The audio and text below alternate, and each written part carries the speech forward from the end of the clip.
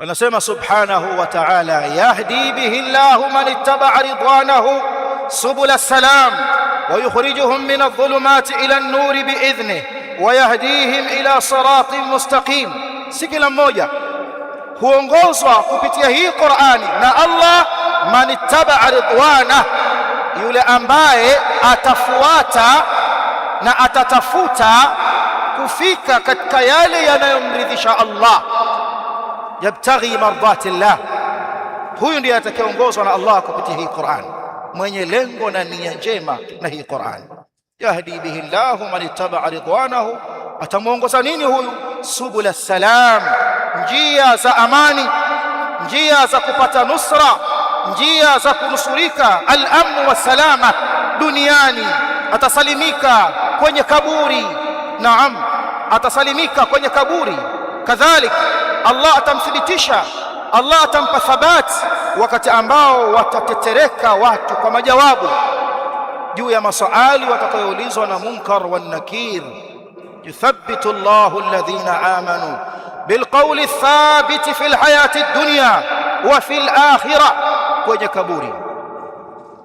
Wa fil akhirah, atawapa thabati Allah, hawatotetereka juu ya maswali, walikuwa wa kweli na hii Qur'an. Hawatoyumba juu ya majawabu kwa maswali watakaopewa na malaika, walikuwa wa kweli juu ya hii Qur'an. Rasul alayhi salatu wassalam katika hadithi aliyotaja al-Imam al-Bukhari kutoka kwa Aisha, kutoka kwa Asma bint Abi Bakr, anasema yuta ahadukum fayuqalu lahu ma ilmuka bihadha ar-rajul, atajiliwa mmoja wenu na malaika wawili, watamuuliza una ilmu gani juu ya huyu bwana, wamtambuaje huyu bwana? Suali katika maswali matatu, ma ilmuka bihadha ar-rajul. Anasema Rasul alayhi salatu wassalam, fa amma al-mu'min aw al-muqin fayaqul huwa Muhammadun Rasulullah, Muhammadun Rasulullah ja'ana bil bayyinati wal huda fa amanna wa ajabna wattaba'na. Huyo ni Muhammadi, mtume wa Allah, ametujia na aya zilizokuwa wazi, ametujia na uongofu, tumemuitika wito, tumemuamini, tumemfuata. Atajibu tena huwa Muhammadun, huwa Muhammadun, huwa Muhammadun, anarejea mara tatu. Thabat, huyo ni Muhammad, huyo ni Muhammad, huyo ni Muhammad.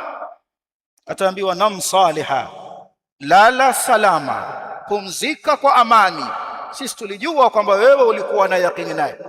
Kapata wapi hii thabat? Kwa kushikamana na hiki kitabu kwa ukweli. Yahdi bihi Allahu man ittaba'a ridwanahu subul as-salam.